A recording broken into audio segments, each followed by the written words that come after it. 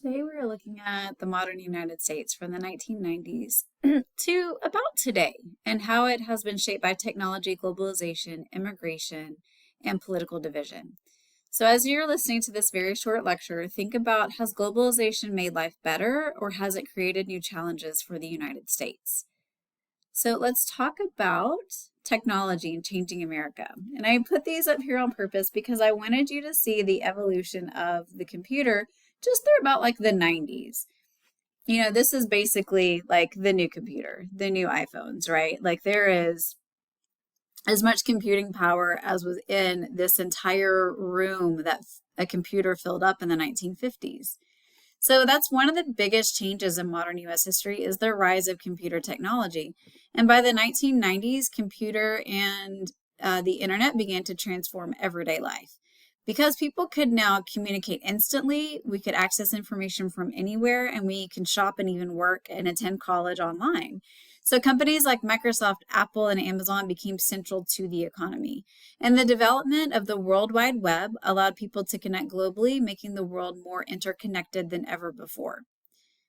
We also see a diverse population emerging during this time. So at the same time, immigration increased dramatically. Millions of people came to the United States from places like Central and South America, which here in the US, we refer to that as Latin America. People from Asia, people from the Caribbean, people from the Middle East, and this made the U.S. more diverse, especially as Latinos became one of the largest population groups. And this diversity, it does help reshape American culture, identity, and politics.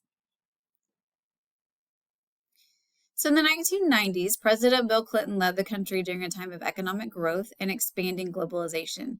His policies kind of go back to like the Great Society, kind of a ring back to Johnson when he was in office. And so we see him including policies on welfare reform, crime legislation, and trade agreements like NAFTA. And you'll read more about NAFTA, but that's basically an increased trade between the US, Canada, and Mexico.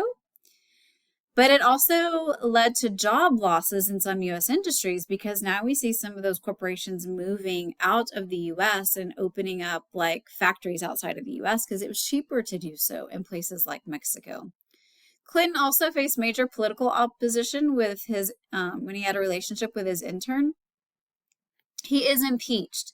So that means that charges have been filed. That does not mean a conviction.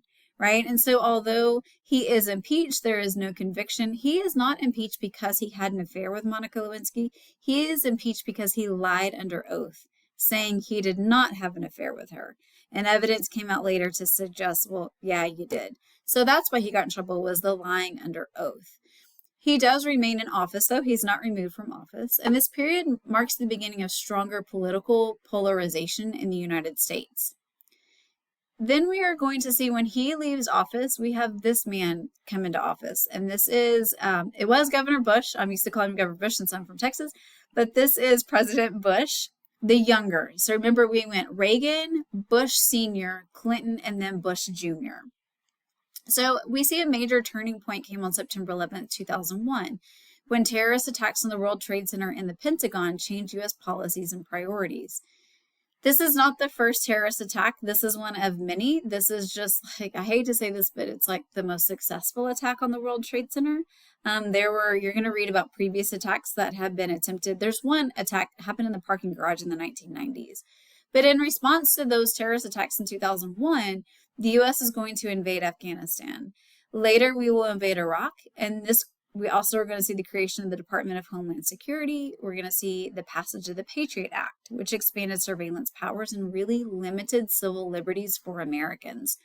And the war on terror raised important questions about our national security, civil liberties, and America's role in global conflicts.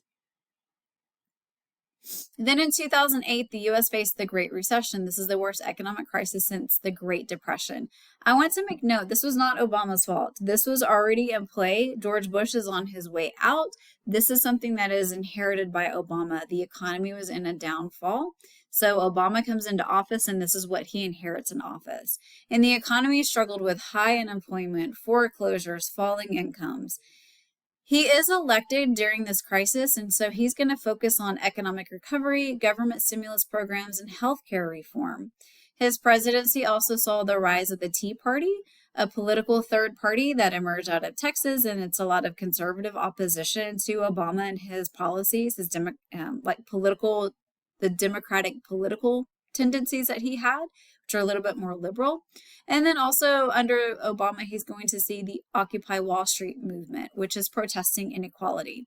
This shows a lot of growing frustration from both sides of the political spectrum. And so then during this time, major issues continue to shape American life, and we have immigration debates and policies like DACA, growing awareness of systemic racism, the rise of the Black Lives Matter movement, expanding rights for LGBTQ plus Americans. And these movements really highlight the ongoing struggles over equality and justice, right? We had already seen struggles with African Americans, with Latinos, the Chicana movement, the American Indian movement. And now we're going to see kind of those same things. It's still going on, just more groups are going to add to these movements and these growing frustrations that we have. Then Donald Trump's presidency reflected deep political and social divisions, and his campaign focused on nationalism, immigration restriction, and criticism of the globalization that we had seen taking place since the 1990s. And as president, he used executive orders to shape policy, appointed conservative Supreme Court justices, and he's also impeached twice during his presidency. His presidency also included some major crises. One of those was COVID-19, nationwide protests over racial injustice, and then the January 6th attack on the U.S. Capitol.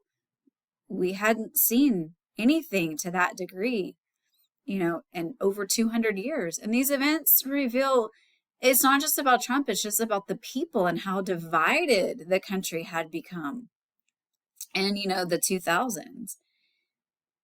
So conclude, like, big picture, what ties all this together? Well, technology created the world, but changed how people live and work. Globalization created economic growth, but also inequality.